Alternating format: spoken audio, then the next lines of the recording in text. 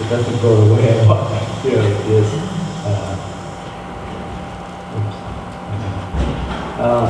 Buddhism think in different ways. Like Buddhist view on nature, orderliness of nature. There are 5 aspects in there of natural law. Like physical law, deal with the physical inorganic order, and then the physical organic order, like genes and reproduction. The first one is like environment, temperature, and atmosphere we live in, and so on. Third one is about psychic law, you heard from Don already, and then karmic law, and human action and consequence. And then the last one is dharmic law, law of cause and effect. Okay. So all this has are all interrelated or interdependent. Like you see the global warming and ecosystem that can be messed up if you interfere with them. All this point to the 3 universal characteristics of existence. Every conditioning is impermanent. All conditioning are imperfect, and all phenomena are selfless, are not self. So the world, the Buddha said, is right here, in this body and mind. That's how we perceive things. He defined the world as suffering from clinging. And the cause of the world, cause of suffering, and the end of the world, or end of suffering, and the path to end the world, or middle path, in this body, 6 feet tall, 1 foot wide, that is, consists of perception and mind. So basically it's the 5 skandha, or the 5 aggregates, like body, feeling, perception, thought, formation, and consciousness. And we generate a self-image hologram, as the image of our thoughts, as self-ego. And when we generate, we become the thought. And then we live the thought, birth into it. And that's how we generate our ego, and live our life with suffering. A person, according to Buddhism, the Buddha sees them as 5 aggregates of clinging, 5 group of existence, which is basically form, feeling, perception, thought formation, and consciousness. The middle 3 are mental activities. Consciousness is the mind. We don't have soul. The soul is basically these are mental activities. So in the West they have body, mind, and soul. So in Buddhism it's soulless or selfless in nature. So we generate this self-image hologram as a self or egoistic nature. And remember Sanjak already went through that. The first noble truth about to be born is suffering, to age is suffering, to die is suffering, depart from your love and is suffering, got what you don't want is suffering, did not get what you want is suffering, physical and mental ailment is suffering, sorrow, lamentation, grief, despair is suffering. So in short he said the 5 aggregates of clinging and suffering. These are the 5 aggregates.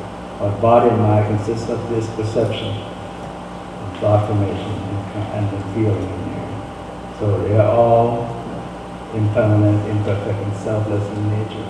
The first noble truth. And there's no true permanent self-entity there. No being, no person, no self, no you, no me. We just generate through our thoughts, our perception.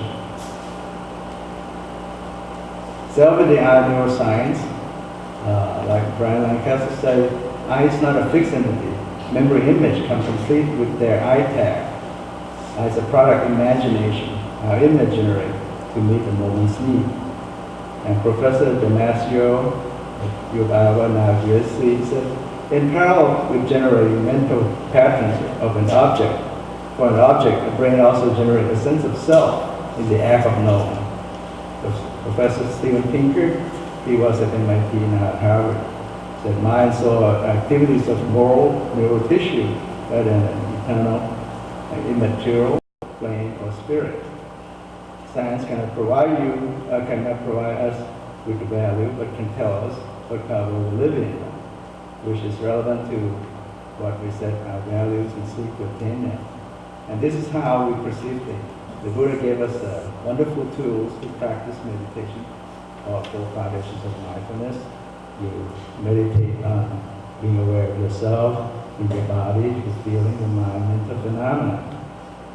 And he said we perceive to 6 sense organs with consciousness, like oral consciousness, like eye consciousness, ear consciousness, nasal consciousness, tongue consciousness, body consciousness, and mental consciousness. We come in contact with sight, sound, smell, taste, touch, thoughts. We have feeling, perception. There's no problem. It's pure perception. Next we have eyes perception. We have eye tap built in there. We perceive with eye tap. We have then came craving, disturbing thoughts, and obsessive thoughts. Perceive this is my pen, my car, my house, my wife, my spouse, and so on. My name. Well, in the Buddha's will, basically, he said he didn't come up with the planet Earth. He came up first with sankhara, thought formation or conditioning. You may have read Tuesday with Maury. This is Maurice Schwartz. He was dying of Lou Gehrig disease. And he couldn't move anything except to suck on his straw. Couldn't even put his glasses on. Need help. So that couple asked him 2 weeks before he died, what's your perspective of life? This is a nice day, just like today. Look out the window. What do you see? How's the world? How's life? He said, my world is what I see in this library. I've been sleeping here and out that window. That's my world. The thought connection is right there, nothing more, nothing less. And then he said, sentient beings, our beings, body and mind, will go to that. Then he comes to the world, planet Earth.